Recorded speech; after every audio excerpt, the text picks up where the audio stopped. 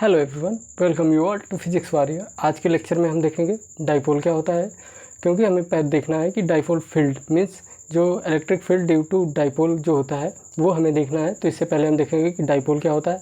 तो चलिए देखते हैं इलेक्ट्रिक डाइपोल क्या होता है। A pair of equal and opposite charges separated bye A small distance is called an electric dipole. अगर कोई भी पेयर जो चार्जेस है मीन्स एक चार्ज निगेटिव है और एक चार्ज पॉजिटिव है, तो ऐसे पेयर को जिनका मैग्नीट्यूड सेम हो, मीन्स अगर इसका 2 कूलम है -2 कूलम तो इसका +2 कूलम है, ऐसे चार्जेस अगर छोटे से डिस्टेंस पे सेपरेटेड हों तो ऐसे को हम कहते हैं इलेक्ट्रिक डाइपोल।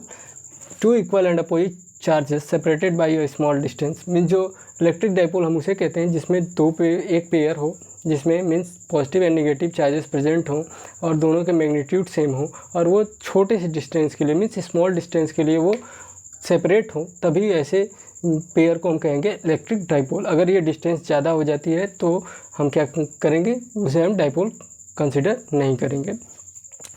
आप यहाँ पे देख सकते हैं एक फिगर में, जैसा कि एक -q चार्ज है और एक +q चार्ज है, सॉरी ये +q चार्ज है।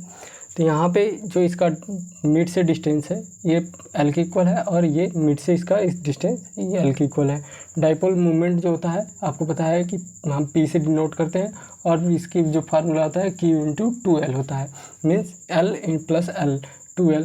आप जो हमने ये डिस्टेंस कंसीडर की थी यह क्या है, 2l के इक्वल है। अगर आप इसे कंसीडर करते हैं l, सपोज़ करिए आपने इसे l नहीं माना हो, अगर ये l/2 हो l/2 हो तो ये क्या हो जाएगा, डिस्टेंस l के इक्वल हो जाएगा।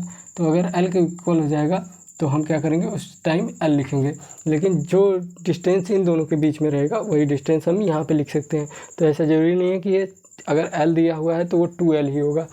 यहाँ पे अगर वो पूरी डिस्टेंस अगर उसने l दिया है, यहाँ -q से +q के बीच में जो डिस्टेंस है तो उसे हम लिखेंगे, उस केस में हम लिखेंगे q × l। लेकिन यहाँ पे हमने देखा कि मिड जो था, मिड से यहाँ पे इसकी डिस्टेंस थी l और यहाँ पे डिस्टेंस l है, तो इस पूरी डिस्टेंस को हम लिखेंगे means charge into this small distance, जो ये छोटा सा डिस्टेंस है ये डाइपोल मूवमेंट हमें शो करता है। आपको पता है कि जो डाइपोल मूवमेंट होता है वो क्या होती है, एक वेक्टर क्वांटिटी होती है। एक वेक्टर क्वांटिटी होती है। अब जब वेक्टर क्वांटिटी होती है मीन्स यहाँ पे इसका कोई डायरेक्शन होगा, तो इसकी जो डायरेक्शन होती है वो होती है नेगेटिव चार्ज से पॉजिटिव चार्ज की तरफ।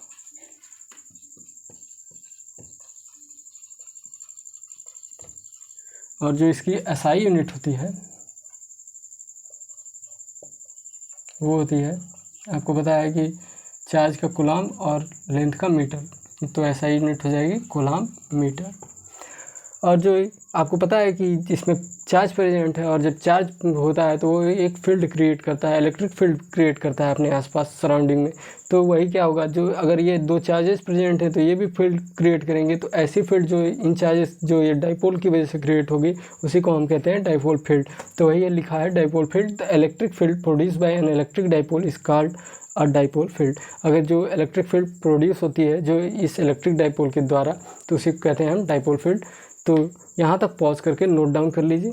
मिलते हैं नेक्स्ट लेक्चर में, उसमें देखेंगे कि हम ये जो डाइपोल फील्ड होती है जो वो एक्सिस के अलोंग कितनी होती है, मिड में कितनी होती है, ये सारी चीज़ें हम देखेंगे नेक्स्ट लेक्चर में। तब तक पढ़ते रहिए। All the very best.